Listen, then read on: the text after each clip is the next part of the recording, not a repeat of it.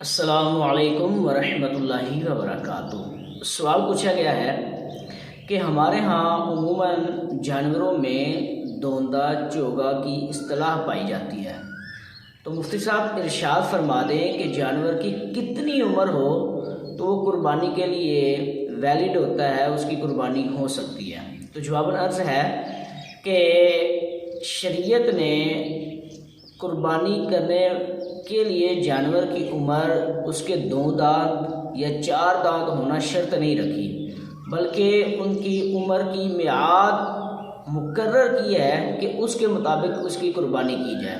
جس طرح کہ اگر اونٹ کی آپ نے قربانی کرنی ہے تو اونٹ کی عمر کم از کم 5 سال ہونی چاہیے۔ اسی طرح گائے، بیل، بھینسا، اس کی جو عمر ہے یا بھینس وغیرہ ہے، اس کی جو عمر ہے وہ کم از کم 2 سال ہونی چاہیے۔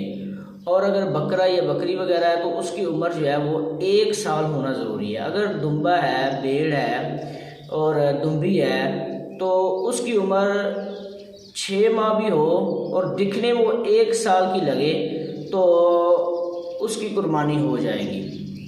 ہوتا یوں ہے کہ عموماً جو چرائی والے جانور ہوتے ہیں ان کے دانت جلدی نکل آتے ہیں، اور جو گھر میں جو ہے وہ چارہ وغیرہ کھاتے ہیں تو ان کے دانت جو ہے وہ عمر کے مطابق نکلتے ہیں۔ اس لیے عمر کا اعتبار کیا جائے اور دوندے چوگے کا اعتبار نہ کیا جائے۔ واللہ اعلم ورسولہ اعلم عز وجل وصلی اللہ تعالی علیہ وسلم۔